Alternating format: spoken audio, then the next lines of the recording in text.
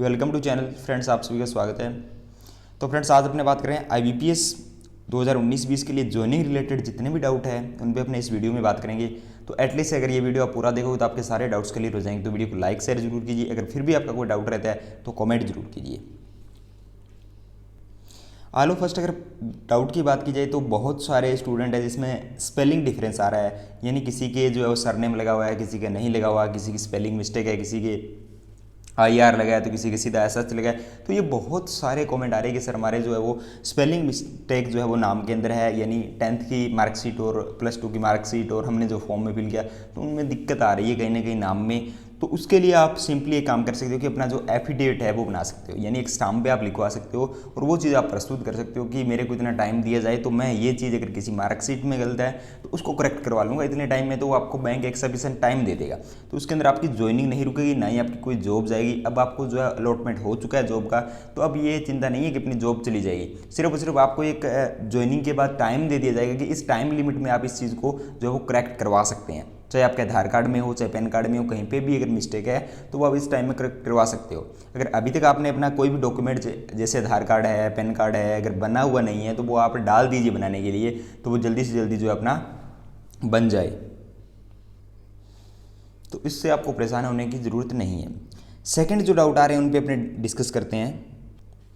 देखिए, offer letter को और ज्वाइनिंग प्रोसीजर की अगर बात की जाए तो बहुत सारे स्टूडेंट को ये दिक्कत आ रही है कि सर हमारा जो सिलेक्शन है वो OBC बैंक के लिए हुआ है, तो हमें कौन इसके लिए DV के लिए बुलाएगा या किसके थ्रू हमारे पास मेल आएगा।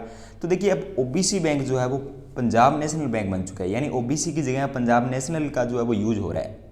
अपने को पता है जो 1 अप्रैल को मर्जिंग हुई थी उसके बाद जो है वो भारत के बहुत सारे बैंक मर्ज हो चुके हैं। तो अब जो मर्जिंग वाले बैंक हैं तो उनकी आपको साइट चेक करनी है। अगर आपको अभी साइट चेक करनी है तो आप पंजाब नेशनल बैंक की चेक करिए।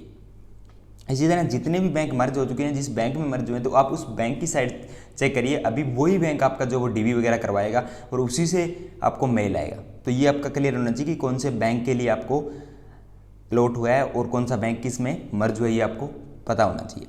इसके बाद अगर ऑफर लेटर की बात की जाए तो जैसे ही ऑफर लेटर निकलता है, कुछ बैंक के तो निकल गए होंगे, तो आप एक काम कर सकते हो, हमारे टेलीग्राम ग्रुप में जुड़ सकते हो। तो वहाँ पे आपस में आप बता सकते हो कि हाँ इस बैंक का जो है वो ऑफर लेटर इस तारीख को निकल गया। तो जो न्यू स्टूडेंट है जिनका पहली बार सिलेक्शन हुआ है, उनको पता नहीं है, तो उनका जो है वो बहुत सारा हेल्प हो जाएगा। तो नीचे लिंक दे रखा है टेलीग्राम का, वहाँ पर आप ज्वाइन हो जाइए। तो आपस में आपका डिस्कशन हो जाएगा, तो आपको पता लग जाएगा कि अगर किसी एक स्टूडेंट के पास भी मेल आया है तो बहुत सारे स्टूडेंट की हेल्प हो जाएगी उससे।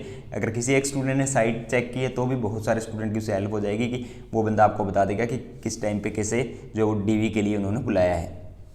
नेक्स्ट देखिए, एक कास्ट सर्टिफिकेट के लिए देखिए बहुत ज़्यादा डिमांड हो रही है कि सर मैं SC ST से हूँ या मैं OBC से हूँ, EWS से हूँ, एक्स सर्विसमैन से हूँ। तो ये जो कास्ट सर्टिफिकेट है इसके अंदर SC ST की अगर बात की जाए, SC ST जो है वो बाई बर्थ ही वो SC ST के अंदर ही आते हैं, उनकी कोई लिमिट नहीं होती, वो ऑल टाइम SC ST के अंदर ही रहते हैं।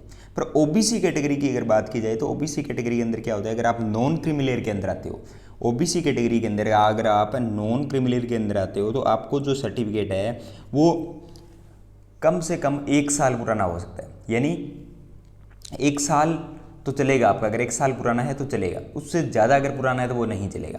नया आपका कितना भी हो सकता है, यानी आपने 2 महीने पहले बनवाया है, 3 महीने पहले बनवाया है, 4 महीने पहले बनवाया है, तो वो तो आपका एटलीस्ट चलेगा ही चलेगा। अगर आपका 1 साल से ज़्यादा पुराना है तो वो नहीं चलेगा, आपको 1 साल ही के अंदर ही बना के रखना होगा। तो ये जो OBC का सर्टिफिकेट है जो नॉन क्रिमिनल का है वो सर्टिफिकेट आपको बना के रखना है। और OBC का सर्टिफिकेट सिर्फ उन्हीं लोगों को बनाना है जो सेंटर कास्ट की शेड्यूल के अंदर आते हैं, यानी सेंटर कास्ट शेड्यूल जो है उसके अंदर अगर आपकी कास्ट आती है तो ही आप ये सर्टिफिकेट बना सकते हो। इसके अलावा आप ये सर्टिफिकेट नहीं बना सकते। तो ये भी आप ध्यान रखें कि कुछ एक स्टेट के अंदर क्या है कि बहुत सारी जो कास्ट है वो OBC के अंदर आती है और जो अदर स्टेट है वहाँ पे वो OBC के अंदर नहीं आते, वो स्टेट सेंटर लेवल के अंदर वो जनरल कैटेगरी के अंदर आते हैं। तो ये आपको डिसाइड करना है और देखना है कि आपका नाम उस शेड्यूल कास्ट जो सेंटर की है लिस्ट उसमें है या नहीं, तो वो आप वहाँ से चेक करें। और उसके बाद जो है वो 1 साल पुराना आपका OBC का सर्टिफिकेट नहीं होना चाहिए। EWS की अगर बात की जाए तो जो अभी ये ऐड की गई EWS की कैटेगरी, तो EWS के अंदर क्या है कि आपका जो 1 साल, इसमें भी वही लगेगा जो OBC में लगता है कि 1 साल से ज़्यादा पुराना आपका सर्टिफिकेट नहीं होना चाहिए EWS के अंदर।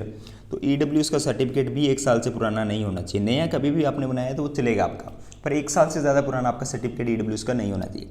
और यहाँ पे जो दिक्कत आती है स्टूडेंट के साथ वो आती है कि लास्ट ईयर कुछ स्टूडेंट के पास से ये दिक्कत आई थी कि इन्होंने क्या है कि वो सर्टिफिकेट जो वो तहसीलदार के नीचे के लेवल से बना रखा था। तो आपको जो भी सर्टिफिकेट है ईडब्ल्यूएस का वो या तो एसडीएम लेवल से या तहसीलदार, एसडीएम या तहसीलदार लेवल से ही बनाना है। मिनिमम लेवल रहेगा तहसीलदार का, तो आप उससे नीचे के कोई भी अधिकारी से ये ना बनाए, वो आपका वहाँ पे रिजेक्ट हो सकता है। तो मिनिमम तहसीलदार या एसडीएम से आप ये बनवा लें तो ये आपका वैलिड होगा। इससे नीचे अगर होता है तो बहुत सारे स्टूडेंट के साथ ये दिक्कत हो सकती है, क्योंकि लास्ट ईयर जो ज्वाइनिंग हुई थी उसमें कुछ स्टूडेंट के साथ ये दिक्कत हुई थी कि उन्होंने जो है वो तहसीलदार के नीचे के अधिकारी से बनवा रखा था।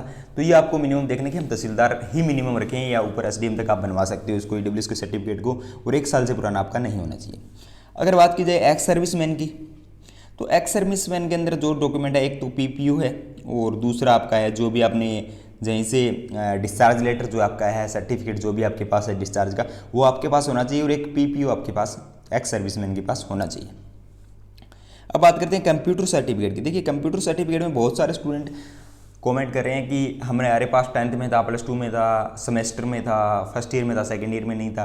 तो ये बहुत सारे डाउट है। देखिए अगर आपके पास 10th के अंदर कंप्यूटर था अगर सब्जेक्ट के रूप में, या +2 के अंदर आपके पास सब्जेक्ट के रूप में था, तो आपको कोई भी सर्टिफिकेट की ज़रूरत नहीं है, क्योंकि यहाँ पे सिर्फ और सिर्फ आपकी बेसिक नॉलेज चेक की जाती है। इसके अलावा अगर आपके पास किसी भी एक सेमेस्टर में था तो भी आपके लिए सफिशिएंट है वो कंप्यूटर का नॉलेज। अगर आपके पास कोई भी सर्टिफिकेट है जो एक गवर्नमेंट के द्वारा अथोराइज्ड यूनिवर्सिटी या कोई भी सेंटर है, तो वहाँ से अगर आपके पास जो है वो सर्टिफिकेट है 3 महीने, 6 महीने, 1 साल का कंप्यूटर का, तो वो भी आपका वैलिड रहेगा यहाँ पे। तो यहाँ पे सिर्फ और सिर्फ आपको कंप्यूटर चलाना आना चाहिए, आपकी जो नॉलेज है कंप्यूटर की वो यहाँ पे चेक की जाती है। और यहाँ पे अगर आपके पास कोई भी सर्टिफिकेट है तो वो चलेगा आपका। तो ये आपका डाउट क्लियर होना चाहिए, कोई भी सर्टिफिकेट आपका जो है वो चलेगा, पर वो क्या है कि गवर्नमेंट के द्वारा अप्रूव होनी चाहिए, जो जहाँ से भी आपने कंप्यूटर का कोर्स किया तभी वो चलेगा। नेक्स्ट बात आती है करेक्टर सर्टिफिकेट की। देखिए करेक्टर सर्टिफिकेट बहुत सारे लोग बोल रहे हैं कि हमारे पास स्कूल टाइम का है या कॉलेज टाइम का है। देखिए वो अगर आप लेके जाते हो तो वो तो आपको लेके जाना ही है, क्योंकि वो आप एडिशनल दिखा रहे हो कि हमारे पास ये करेक्टर सर्टिफिकेट हमें स्कूल से मिला है, कॉलेज से मिला है, वहाँ पे हमारा जो करेक्टर था वो अच्छा था। इसके अलावा आपको 2 सर्टिफिकेट जो करेक्टर सर्टिफिकेट है वो बनाने हैं, जो भी आपके आसपास के गेजेटेड अधिकारी है, यानी जो भी आपके आसपास में कोई भी गवर्नमेंट ऑफिसर है जो आपके रिलेटेड ना हो, यानी आपके रिलेटेड का मतलब है आपके घर से ना हो, ऐसे लोग होने चाहिए जो आपके आसपास जो भी कोई भी गवर्नमेंट ऑफिसर है, तो उनसे आप जो है वो 2 करेक्टर सर्टिफिकेट बनवा सकते हो, तो वो आपके वैलिड रहेंगे। और ये 3 मंथ से पुराने नहीं होने चाहिए। और जैसे आपके पास मेल आएगा तो उसमें आपको फुली डिटेल भी यहाँ पे देखने को मिलेगी कि किस तरह से आपको वो बनवाने हैं। नेक्स्ट बात करते हैं, देखिए सर्विस बॉन्ड की अगर बात की जाए तो यहाँ पे भी बहुत सारे स्टूडेंट दिक्कत दे रहे हैं कि हमारे पास जो है वो इतने पैसे नहीं है कि किसी बैंक ने अगर 2 लाख रुपए बोला है, किसी ने 3 लाख बोला है, किसी ने 1.5 लाख बोला है, किसी ने 50,000 बोला है, तो वो सर्विस बॉन्ड क्या हम ज्वाइनिंग करेंगे या डीवी करवाएंगे उस टाइम हमको भरना होगा। तो देखिए ऐसा कुछ भी नहीं है। ये जो सर्विस बॉन्ड होता है ये आपको उस टाइम पे नहीं भरना होता जब आप ज्वाइनिंग कर रहे हो या आप डीवी दे रहे हो। ये सर्विस बॉन्ड इसलिए भरवाया जाता है कि अगर आपके पास मान लीजिए किसी भी बैंक ने आपको 3 साल के लिए एक सर्विस बॉन्ड दिया है और 3 लाख रुपये का दिया है, किसी भी बैंक ने 3 साल के लिए 3 लाख रुपये का अगर सर्विस बॉन्ड आपसे भरवाया है, तो उसका मतलब ये है कि इस 3 साल के अंदर अगर आप ये जॉब छोड़ देते हो, मान लीजिए आप एक IBPS PO और आप ये जॉब छोड़ के SB PO बन जाते हो और आप यहाँ से रिज़ाइन देते हो, तो ये क्या होगा कि अगर 3 साल से पहले अगर आप रिज़ाइन दे रहे हो तो ये 3 लाख रुपये आपको जो है वो डिपॉजिट करवाने पड़ेंगे IBPS PO के अंदर। यानी IBPS PO की जो पोस्ट छोड़ रहे हो उसके लिए आपको 3 लाख रुपये ये 3 साल के अंदर अगर आप छोड़ रहे हो तो देने होंगे आपको। अगर 3 साल के बाद आप छोड़ते हो तो आपको देने की ज़रूरत नहीं है। तो इसलिए ये जो है वो सर्विस बॉन्ड भरवाया जाता है कि अगर आप जॉब छोड़ के जा रहे हो तो आपको ये जो है वो पैसे जो है वो भरने पड़ेंगे। अगर आप जॉब ज्वाइन कर रहे हो, आप डीवी करवा रहे हो, तो वहाँ पे आपको ऐसा कुछ भी नहीं है कि आपसे ये बॉन्ड भरवाया जाएगा। ये सिर्फ और सिर्फ आपको कागजात कार्रवाई के अंदर भरवाया जाएगा, ना कि आपके वहाँ पे पैसा लिया जाएगा। कोई भी प्रकार का पैसा आपसे नहीं लिया जाएगा, ये परेशान होने की ज़रूरत नहीं है आपको। तो ये आप ध्यान रखें कि आपसे पैसा नहीं लिया जाएगा, सिर्फ और सिर्फ आपसे बॉन्ड भरवाया जाता है कि जिस टाइम आप छोड़ रहे हो जॉब को तो उस टाइम आपसे ये पैसा लिया जाएगा, यानी आप लीव कर रहे हो। और अगर बहुत सारे स्टूडेंट का ये भी डाउट है कि सर हम किसी भी संस्था में या किसी भी जॉब में ऑलरेडी हैं तो क्या हम डीवी करवाएं या उससे पहले हम क्या करें। तो देखिए अगर आप डीवी के लिए जा रहे हो तो आपको पहले उसका रिजाइन है, यानी एनओसी वगैरह आपको लेने होंगे वहाँ से, तभी आप नेक्स्ट जॉब के लिए प्रिपेयर हो सकते हो। यानी अगर आप एक साइड दूसरी जॉब कर रहे हो, गवर्नमेंट कोई भी जॉब, और आप चाहते हो कि मैं यहाँ पे डीवी करवा के यहाँ पे भी जॉब ले लूँ, तो देखिए 2 जॉब गवर्नमेंट की कभी नहीं मिलती आपको। पहले आपको उस जॉब को क्विट करना होगा, तभी जाके आप नेक्स्ट वाली जॉब के लिए डीवी दे के आप इसमें अप्लाई कर सकते हो। तो ये भी चीज़ आप ध्यान रखें। तो इस बॉन्ड के बारे में चिंता करने की जरूरत नहीं है। और ये जो बॉन्ड है ये अलग अलग बैंक पे डिपेंड होता है। जैसे मान लीजिए PNB बैंक है तो उनका अलग क्राइटेरिया है, आंध्र बैंक है तो उनका अलग है, इंडियन बैंक है उनका अलग क्राइटेरिया है, उन्होंने 2 साल के लिए 2 लाख रुपए रखा है, इन्होंने 3 साल के लिए 3 लाख रुपए। ये तो बैंक बाई बैंक डिपेंड करता है कि वो कितने रुपए चार्ज कर रहे हैं, कितने साल के लिए कर रहे हैं, वो अपने को जैसे ही बैंक मिलेगा तो उस बैंक के अकॉर्डिंग अपने को देखना है। तो इसके अलावा अगर आपका कोई भी डाउट हो तो आप कमेंट करके पूछ सकते हो, बहुत सारे स्टूडेंट पूछते हैं तो उनका जवाब भी दिया जाता है प्रॉपर तरीके से।